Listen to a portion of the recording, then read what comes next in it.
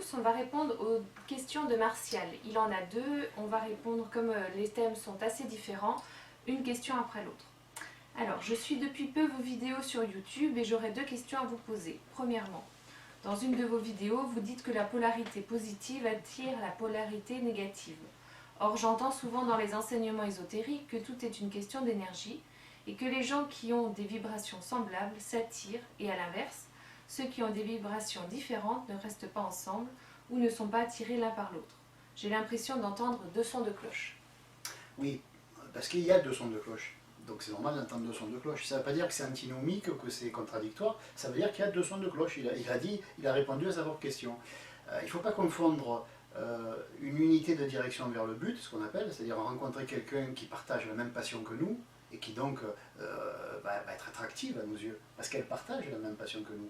Et la polarité qui est purement énergétique, comme les pôles d'une même batterie, le pôle moins et le pôle plus. Donc l'énergie va circuler à l'extérieur du générateur, elle va circuler du plus vers le moins, mais à l'intérieur du générateur, c'est-à-dire à l'intérieur de la batterie, elle va circuler du moins vers le plus, pour qu'il y ait un circuit complet, bouclé. Voilà. Donc je crois qu'il faut faire attention à ça, de ne pas confondre la polarité, le genre,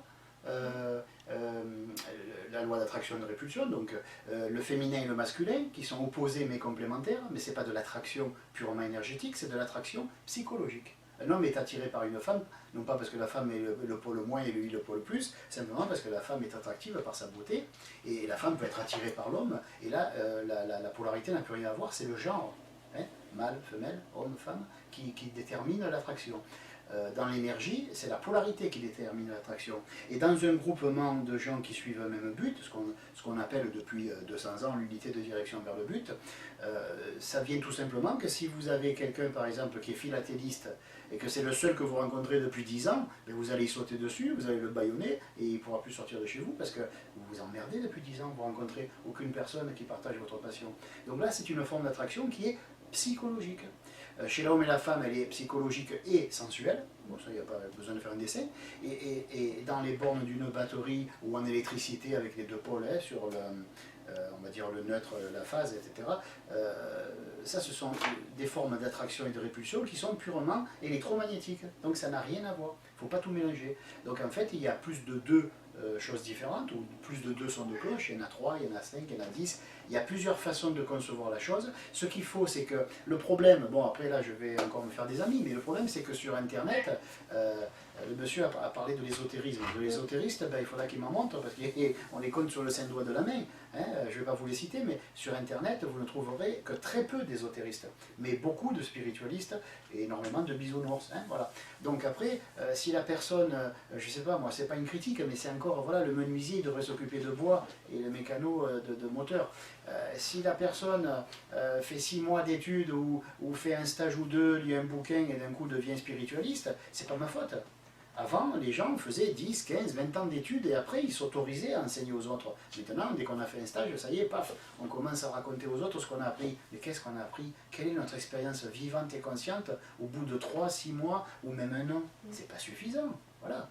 Dans la psyéso, par exemple, les professeurs de psyéso, ce que nous sommes Laetitia et moi, ils ont étudié 12 ans, 12 années d'études avant de pouvoir prétendre enseigner. Pourquoi? Parce que ben, on n'est pas là, on peut encore dire des conneries comme tout le monde, hein, parce qu'on est humain, on n'est pas fiable à 100%.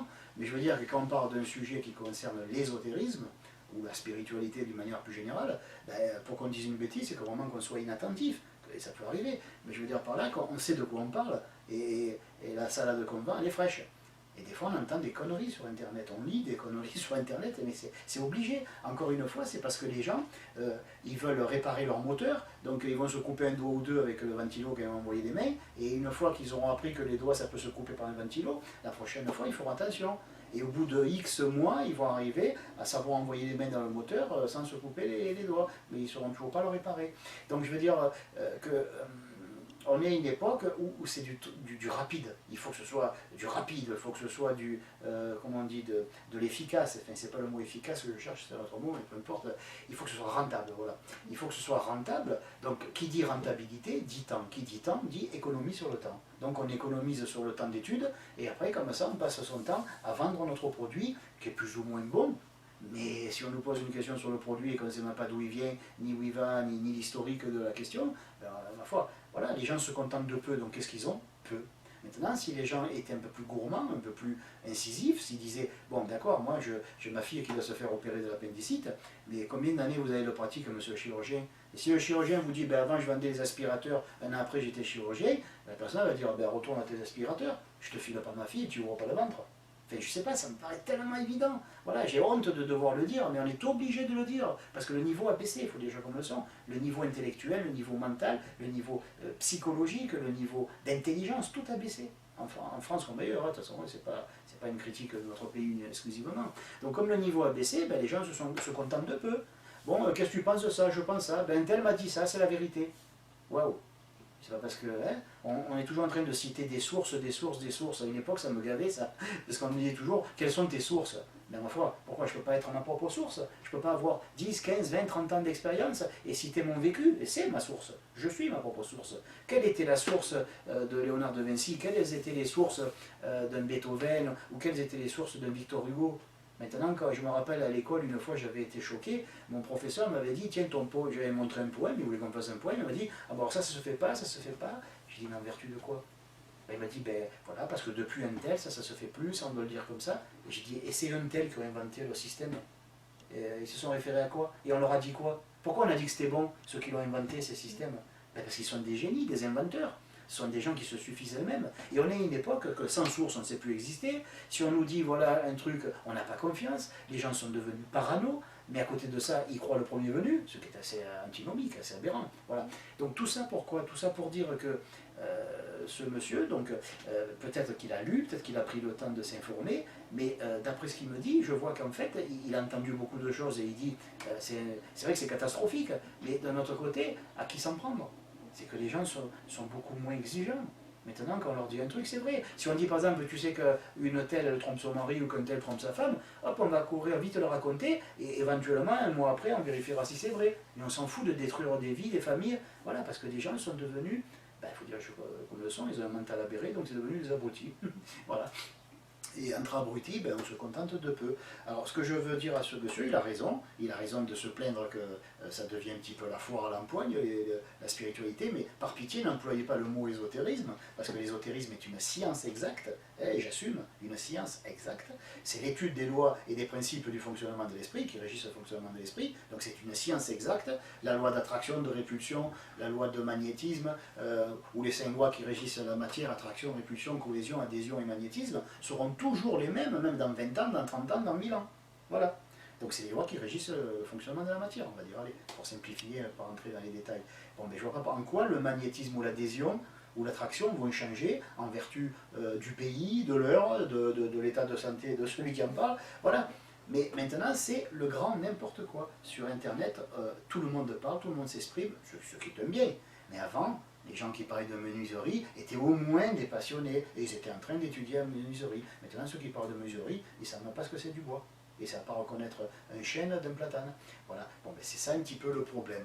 Donc la problématique fait qu'en effet, les gens maintenant sont en droit de se plaindre. Il a raison, le monsieur Martial. Voilà, il a raison, oui, mais d'un autre côté, il faut qu'ils comprennent qu'on ne peut pas reprocher à quelqu'un qui est un technicien de l'esprit et qui s'agace depuis des années pour dire à ceux qui connaissent rien, taisez-vous, ben, on ne peut pas lui reprocher après que, voilà.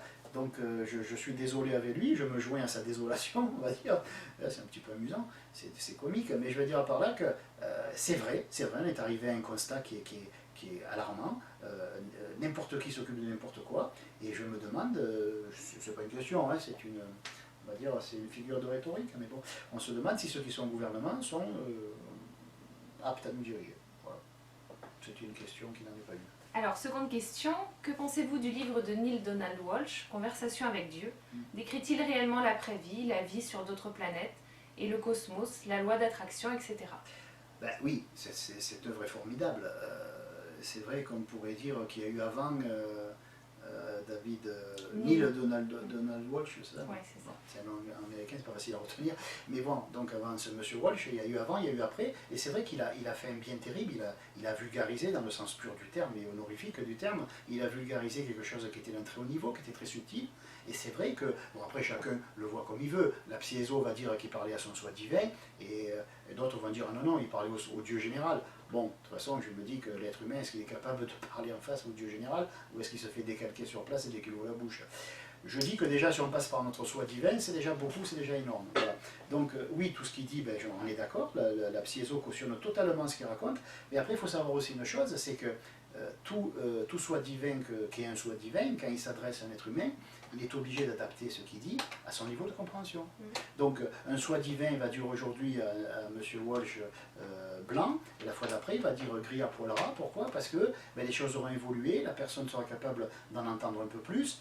Donc il est certain qu'un soi divin qui s'adresse à une personne qui découvre la spiritualité va tenir un autre langage qu'un soi divin qui s'adresse à un spécialiste de l'ésotérisme. Donc tout est vrai, mais le rendu est adapté à ceux qui le reçoivent et surtout, je pense que M. Walsh est un peu plus coquin que ce qu'il a dit, surtout à ceux à qui c'est adressé. Voilà. Alors merci pour ta question et à bientôt.